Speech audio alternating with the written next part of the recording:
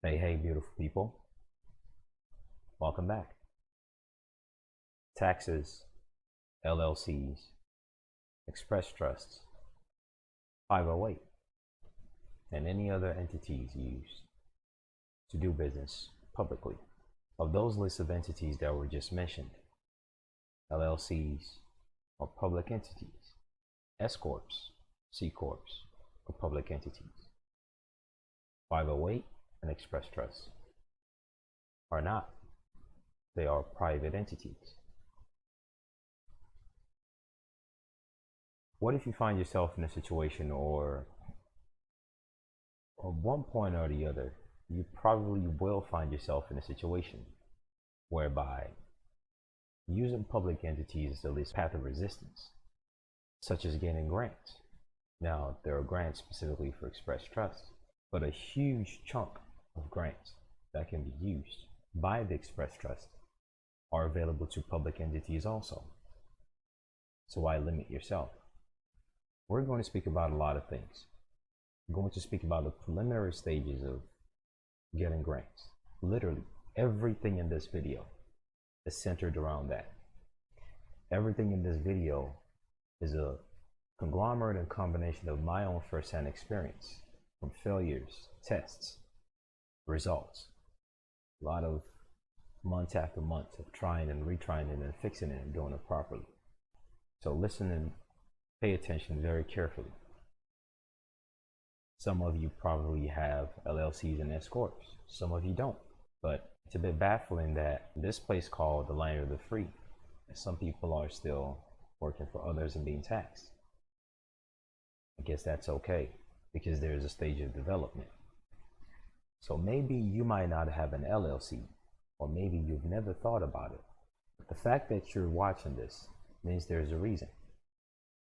And you should put this into consideration as to your future plans. So let's speak about how to structure your entities, even if it's a public entity, and make it private. How? By making the express trust owns it, and by interrelating the affairs of any public entities like LLCs and S Corp with that of private entities, therefore carrying on the status and benefit of express trust, whether it's based on tax, or whether it's based on qualification for certain things like grants, or whether it's by operation of protecting its asset based on the perks of the situs to which the express trust has, all the way around in a full circle. It's important to use the full spectrum of things rather than isolate it. Many people think, okay, they have an express trust, they can only limit it to that. I'm here to tell you that's not true. So let's go into it. We'll speak about things of privacy when it comes to creating the LLCs, because the LLC documents will ask you for the owners. There's a loophole for that. A loophole is not an accident or a happenstance. A loophole is something that's specifically structured into something to make it work that way. It's an architectural term for building castles, where archers can shoot things or people can escape through those small slits within the castle. But first, let's go over some basic things. With every business that exists, and with each state, which are business also, there's something called tax burden. Whenever an LLC is created, these are always created under the Secretary of State. And each state of so-and-so requires whoever creates the LLC, S Corp, or C Corp to pay yearly amounts to keep it active. Otherwise, it's going to become insolvent. For those of you who have LLCs, S Corp, and C Corp, you know this. For those of you who don't, that's a heads up. The reason why the state of so-and-so causes you to pay the tax burden, aka the yearly fee to keep up their LLC active. In fact, there are people who even have businesses whereby they go on the Secretary of State website, they look for insolvent LLCs, and they put their name on it. They try to contact the previous owner of the business, and once they put their name on it, they gain all the benefits of the credit of that old LLC, because it's basically been grandfathered in. And the time period of the existence of that LLC can be used for a lot of things in the back end. They call them share of corps, where you can buy or sell, which is another business of its own. That's another situation for another day. But the reason why that yearly amount is paid to keep that LLC up or that public entity, S Corp or C Corp, at a state level, is because each state has something called a tax burden. Because of that tax burden, whenever an LLC, a public entity, that is held by them as the trustee, created by you, they have you pay their tax burden and possibly qualify for state income tax. Tax burden comes in many different forms. Tax burden is when you look on that sale receipt and it states that, okay, this is the state tax for this, or the county tax. Tax burden also comes in the form of income tax. Tax burden comes in many different forms. Tax burden by state. One of the biggest tax bill that most people pay is the federal income tax, calculated in the Internal Revenue Service Form 1040, in April of each calendar year. 3 other major taxes come from the state or locality, which is what we're focusing on now. As we speak of this, we'll be speaking about the 508 and how to intertwine it with the LLCs. Keep in mind, there are about 4 or 5 different types of 508. And so far, we've only went over 2 of them. We ran over the 508 according to the state legislature, which exists uniformly in each state. And we went over the 508 according to the language of the IRS manual if you intend to do things or enter into contracts on the federal level. The other 2 or 3 that's left, we'll be speaking of later in the future. And I say 2 or 3 because you see how one of them intertwine or can be split up. But we'll be speaking about that in the future. But for now, let's look at other things such as this. It tells you 3 other major taxes come from your state or locality, and they are state income tax, sales taxes, and property tax. Property tax is use tax.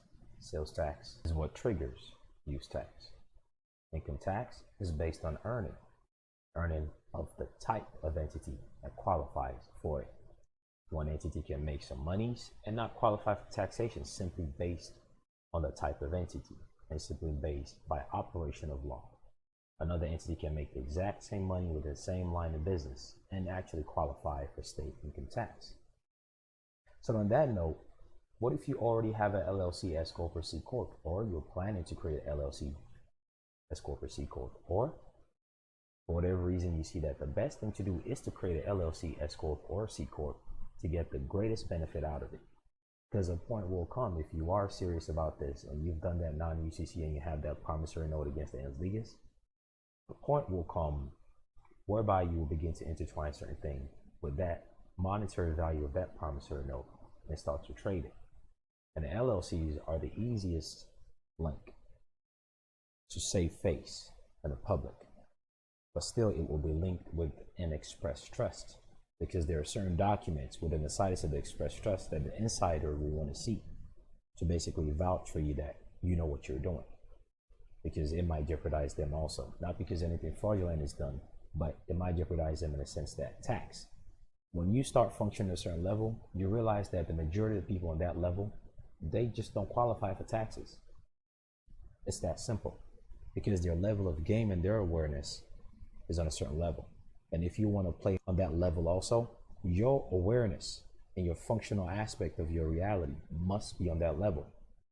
So they will vet you by looking at how your papers are organized. They will look at your paper game.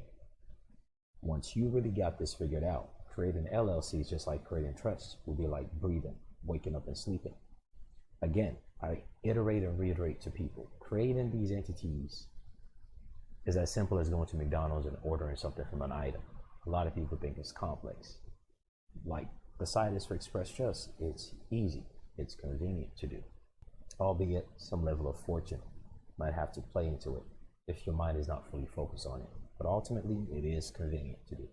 Now, when you create an LLC on a state level, make it A with the Secretary of State, there's a tax burden, and there's a presumption that that LLC qualifies for taxation. Well, how do you remove that issue is what we're speaking of here. Many people have LLCs and they qualify for state taxes and in some cases federal taxes. Now, I'll be forthcoming when it comes to the yearly fee to keep it up. I've yet to figure out how to stop that. I've figured out how to get rid of the issue of paying yearly amounts and renewal for registration and stickers for vehicle, but not for LLCs. Now, for LLCs, it's reasonable. I think it is, at least, because It's a name reservation basically on public record, to which many people might want to use. And you basically compensating them to preserve that name. But keep in mind that name preservation is not the only thing that makes an LLC. It's also the status of it being a limited liability company. The limited liability company is a type of entity that's a pass-through to its owners. And this is the important part of why we are doing this when it comes to LLCs. LLC is known as a pass-through entity. Then whoever owns it, the tax status of whoever owns it is synonymous with that of the LLCs. Yet, when it comes to liability, the liability of the owners are limited from the LLC itself. Hence, limited liability company. When it comes to grants, there are certain grants that are only given to LLCs. So now you have a pool whereby 2 out of every 10 grants go to Express Trust, and about 5 out of the 8 that's left goes to LLCs. Are you just going to walk past it and say, okay, I have an Express Trust, I'm only going to go for the 2? No. Go for the LLCs and the Express Trust. Increase your odds of making money, is what I say.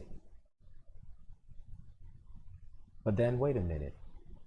If you're trying to make some money through grants by getting LLCs, the tax burden exists. But the status of an LLC, the tax status of an LLC being a pass-through, makes it advantageous for you to link it with an entity whose tax status is different. Before we go into the nitty-gritty of how to fill out one form or the other, what is an LLC? And what exactly do I mean when I say it's a pass-through entity?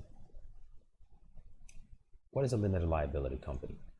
The transaction of any or all lawful business for which limited liability company may be organized in this act and or exclusively for purposes stated below. The way you're going to be using this LLC is for the purpose of equity lending. If you want, you can remove real estate, because equity lending not only exists in real estate.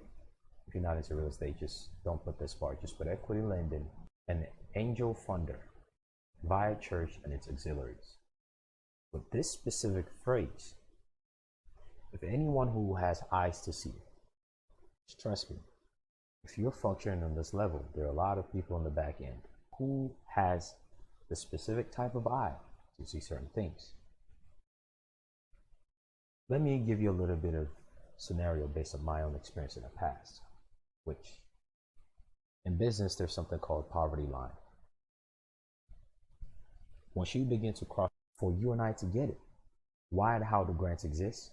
Let me tell you why grants exist. Grants are nothing but the taxes that people have paid over the years that they didn't use to build roads, that they did not use to build schools, that they did not use to give back to society. And the language of legislature exists that if it's not used to erect something to benefit society, it's to go into a fund pool to be given back to society as grants, to where the people themselves now take their taxes that are left over that are not used by the state for the benefit of the people or for the benefit of the state's business interests. The people now can apply for that same extra monies that's been taken from them in foreign tax, but now converted as a grant to be given back to them for them to use it for specific purposes. In other words, in certain videos, you will hear me speak of certain categories, such as power, aka solar energy, free energy, electrical car and all that stuff, technology, literally anything technological related, real estate, aka land acquisition, monopoly, agriculture, and there's one other category that skips my mind, but those are the 5 main categories that grant monies exist in abundance. In abundance. There are other categories like education, etc., etc. For instance, when you get the E number, you don't qualify for sales and use tax for the 508 entity on the state level. You will always see them. There was a post on Patreon page where a notice of this was anticipated to be done, and someone asked a very good question. And a response for the further details of how these grants are used are in that post. This post right here. See this question right here? This is a very good and very advanced question. A response was given to explain it in details. But nonetheless, let's move on. That's for future when you get this done. So this LLC now, within those 5 main categories of how grants are given out, they are the most popular and the easiest. You'll find that different entities can apply for it. And LLCs happen, that is true. But one thing I also know is that in order for you to not qualify for state income tax, regardless of how you're using the LLC, just generally speaking, this is just another little extra jewel just for those who might already have an LLC or plan to use it one way or the other. Do you know that there are certain states in North America that don't qualify for state income tax? And if you create your LLCs in those states, just as we've shown, or regularly, whatever you want to do, just as a side note, if you create your LLCs in one of these 9 states, it will not qualify. I mentioned earlier that cash flow is an actual legal financial term. Well, here it is, word for word. Cash flow is a real or virtual movement of money. Remember, you structure your business one way, and then you move it another way. These terminologies are very specific. Cash flow. On the Patreon page, we made a post regarding how to classify your monies, even if you're doing business in certain nature that qualify for taxes. You can classify it to be a cash flow right here. LLCs, S Corp, C Corp doesn't have to be named. This post explains how that is done. So even if you're making taxable income one way or the other, there's so many routes that you can take to move your money in a certain way. You know how people say you got to move a certain way? Oh, you hear people make this joke, oh, well, see the way my bank account is set up, so that joke, it's a real thing. It actually exists. Own nothing, control everything. That's what we're speaking of here. Cash flow, or you hear people talk about cash flow, multiple source of income, cash flow. It's a real and functional thing. The cash flow is a real or virtual movement of money. The cash flow, in its narrow sense, is a payment in currency, especially from one central bank account to another. and the term cash flow is mostly used to describe payments that are, meaning in the narrow sense, is referring to central banks communicating with one another. But it is mostly used to describe payments that are expected to happen in the future, are thus uncertain, and therefore need to be forecasted with cash flow. So much so that they even have a mathematical equation for it. So on and so forth. Cash flow are narrowly interconnected with the concept of value, interest rate, and liquidity. And how you cash out, interest rate. If wherever you see this term interest rate is another word for the cost of money. Money has a cost, and the cost of money is called interest rate, in case you were wondering. And that interest rate, aka cost of money, comes in many different forms, such as taxation. So you have to, money is a language of its own, and someone can have a conversation about money right in front of you, and you will have no idea what they're talking about. To you, you will interpret it based on your level of awareness. But to some, this issue covers people with mortgage. So you have a mortgage, right, and the bank is suing you. And then there's this thing called fraudulent conveyance. A video on that is on YouTube. A fraudulent conveyance is a legal phrase that basically says if you're a debtor and the creditor that you owe money tries to use your property as a collateral to cover that debt, or to come after your stuff because you owe them, they're trying to use it to cover the debt that you owe them, in layman's terms, and you then try to switch the ownership to something else, that's called fraudulent conveyance. You can't do that after the fact. But there's a public law that circumvents and overrides all that. It's called a do on sell clause. Is basically when you sell a property to which you owe money on, even though the consideration of it was basically the worth of it to which you own in the first place. You can't use a property as a collateral if you don't already own it. You can't say, all right, here, this thing that I own, you can take it if I don't pay you back this money. You have to first own it for you to use that as a collateral. Yet they're tricking people and saying, well, give us the property first and then we'll give you the money. But the presumption is it was never yours in the first place. So in order for you to own it, you have to give it to us first. That's a whole nother issue, right? But nonetheless, let's just say people have entered into a mortgage contract. They're saying now that you use that property as a collateral, if you transfer it or sell it, something called a do-on-sell clause will be triggered, meaning every amount that you owe, the property was worth $200K. The moment you transfer it to someone else or sell it, that 200K that you owe is triggered as though you have to pay it back in full because you've just transferred it. That's called the do and sell clause. Because the collateral has been transferred. So now there's nothing to secure the loan. That means you have to pay us all the loan at the same time at once, the moment you sell or transfer the interest of ownership. That's what a do and sell clause is. But there's a public clause that says they may not exercise the option. This is life right here for many people. You know how many hundreds of thousands and millions of people go through a mortgage issue that don't know this? Now you're one of those exceptions. You don't want to designate your express trust as an inter vivos, but an express trust is an express trust so that you can express what you need it to be as you go with each contract. That's why it's an express trust. You can express the terms and conditions as you go. An inter vivos trust cannot function diversely. An express trust can function diversely. You can use it in court, you can use it in business, anything. And it can act the same purpose as an inter vivos. The moment that you transfer that, the system is perfect in North America compared to any other part of the world. And only those who are aware of it are able to put it to use. Are you one of those people? So next time, take care. And really, best of luck. Watch this over and over again until you get it, until it becomes second nature. The entire hour and 14-minute video is on the website subtlesubstanceservices.com. For the few who are present, please email me and this will be emailed to you at no cost. And if there were any technical difficulty, thanks for sticking it through. Take care. Best of luck.